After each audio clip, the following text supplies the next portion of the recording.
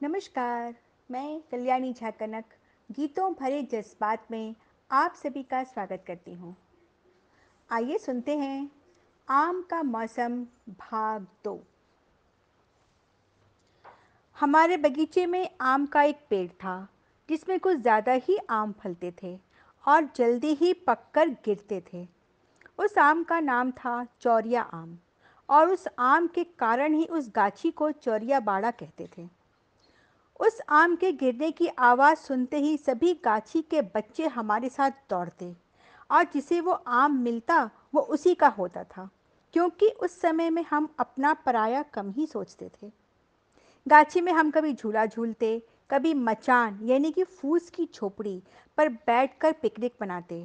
मतलब कि दादी घर से गरम गरम खाना हमारे लिए लाती और हम वहाँ बैठकर खाते।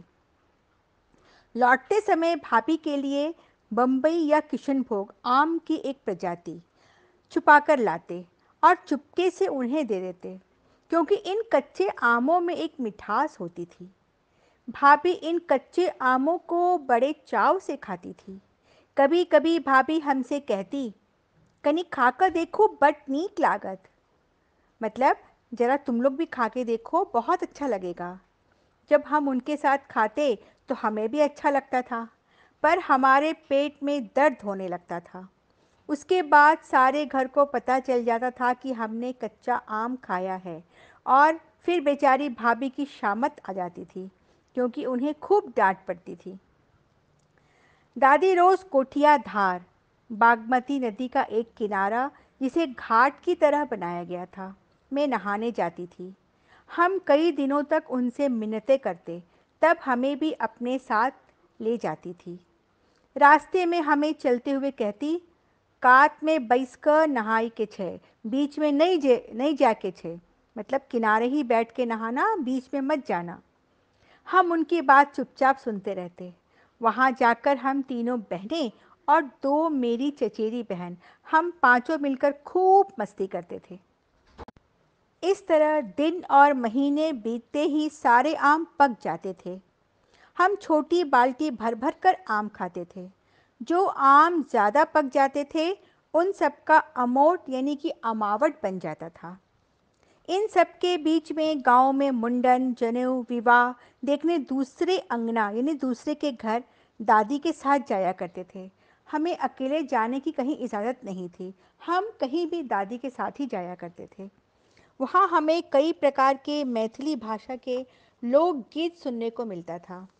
लौटते वक्त हमें पान और सुपारी भी मिलता था, यानी कि पान सुपारी सभी आने वालों को बांटा जाता था। रात में भोज होता था। एक कतार में सभी बैठते थे, केले के पत्ते में खाते थे। कुछ लोग खाना लेकर घूमते रहते थे, उन्हें बुलाकर और मांगकर सभी खाते थे। कुछ लोग इतना खाते थे कि हम हैरान रह जाते थे। व्यंजनों के कई प्रकार होते थे। अंत में दही, चीनी और रसगुल्ला आता था। फिर होड़ लगती थी कि कौन कितना रसगुल्ला खाएगा। कुछ लोग तो खाने के बाद भी 50 से ऊपर और कुछ तो 100 से ऊपर रसगुल्ला खा जाते थे। है ना आश्चर्य की बात? हम तो अवाक ही रह जाते थे।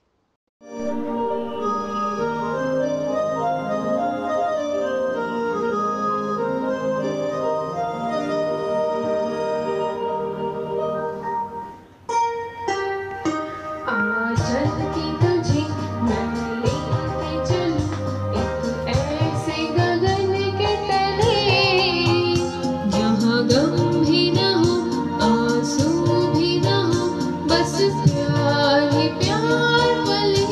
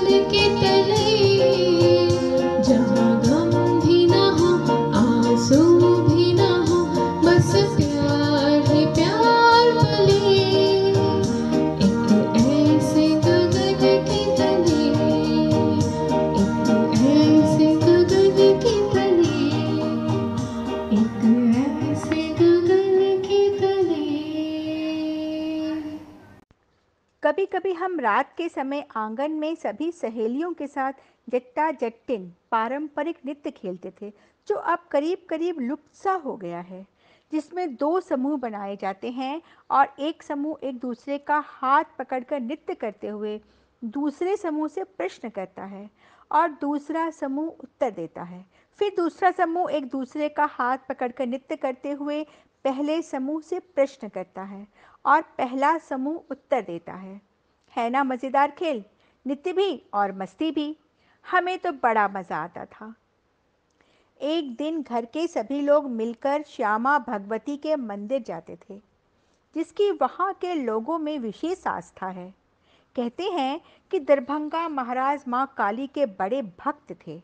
माँ के प्रति उनकी विशेष आसक्ति थी और ये मंदिर उन्हीं की चिता पर बनाया गया है।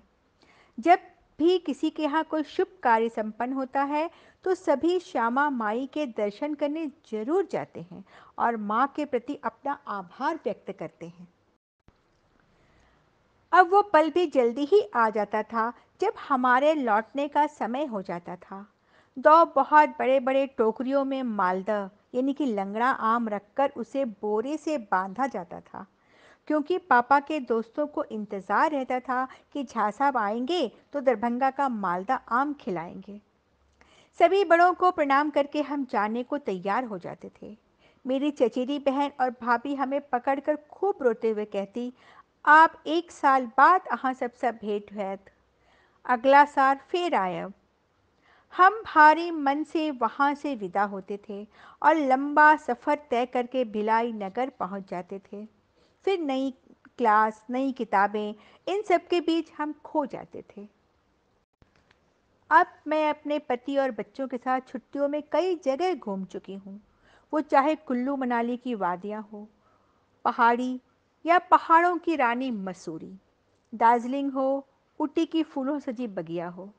इसके अलावा मुझे विदेशों में सैर करने का भी आनंद प्राप्त हो चुका है, पर जो आनंद का अनुभव बचपन की छुट्टियों में था वो अब कहीं नहीं है। शायद उसमें हमारे गांव की मिट्टी की खुशबू थी और अपनों का प्यार। अब तो मैं ज़्यादा हवाई यात्रा ही करती हूँ, पर आज भी रेलगाड़ी की छुक छुक की आवाज़ मुझे बचपन में खींच कर ले जाती है, जहाँ हर कोई अपना बाहें फैलाया हमारा इंतज़ार करता था।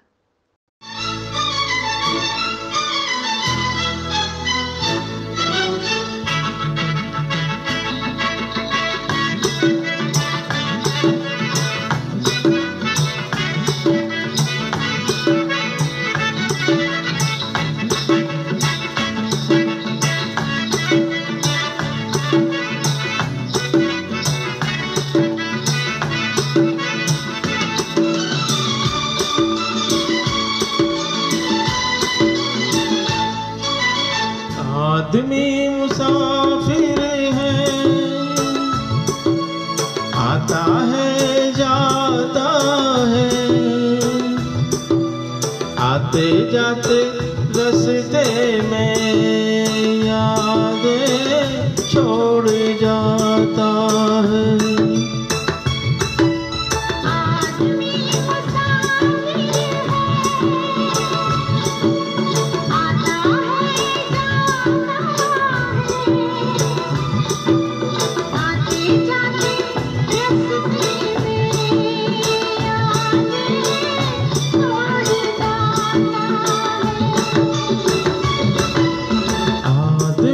मुसाफिर है।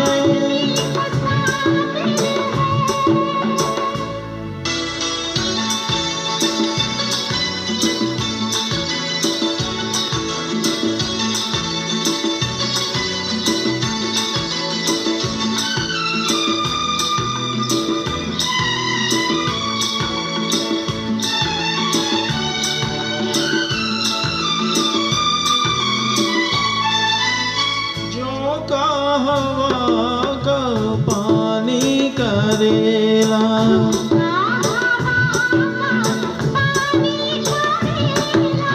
मेले में रह जाए जो अकेला,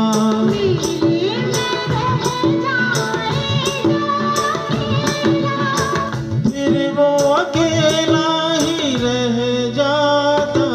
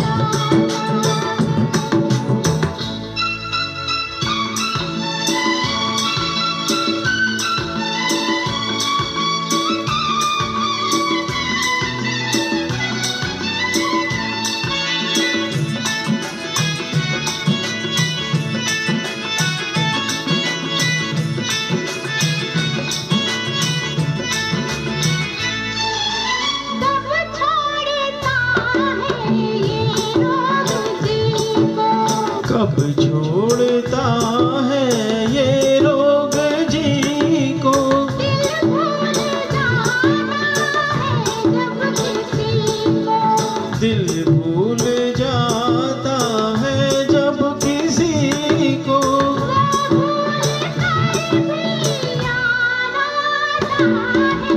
आदमी मुसाफिर है,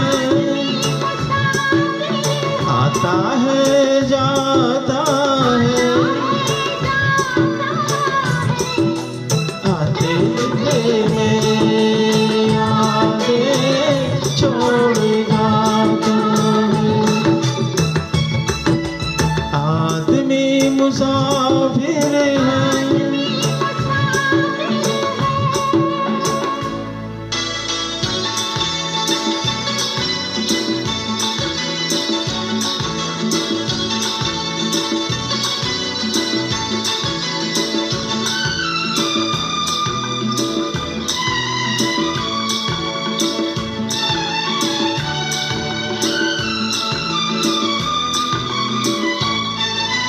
क्या साथ लाए क्या तोड़ आए, क्या साथ लाए क्या रस्ते में हम क्या क्या छोड़ आए,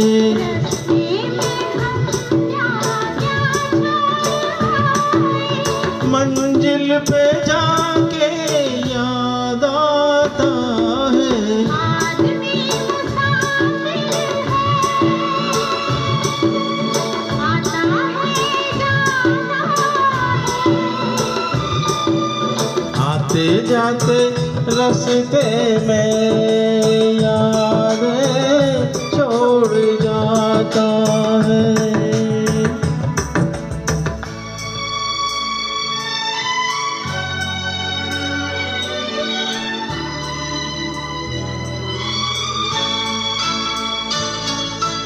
जब डोलती है जीवन की नैया, डोलती है जीवन की नैया, कोई तो बन जाता है खेवैया, कोई तो बन जाता है खेवैया, कोई किनारे पे डूब जाता है, आदमी मुसाफिर है,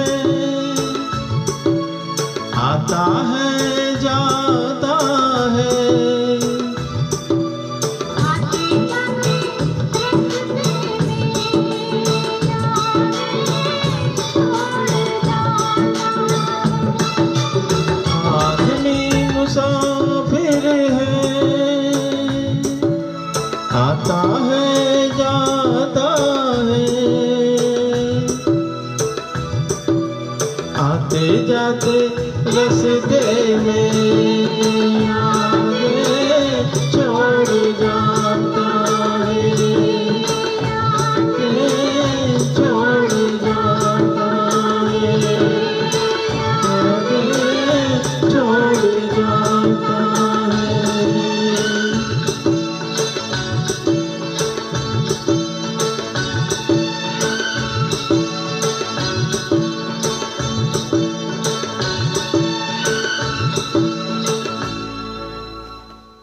तो श्रोताओं, गांव के मिट्टी की खुशबू और अपनों के प्यार में लिपटी ये थी मेरी संस्मरण से युक्त कहानी आम का मौसम भाग 2।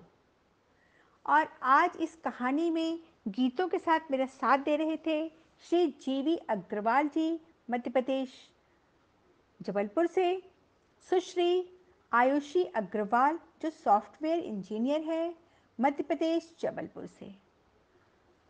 तो अगले हफ्ते इसी समय फिर मैं उपस्थित रहूंगी अपनी नई कहानी के साथ।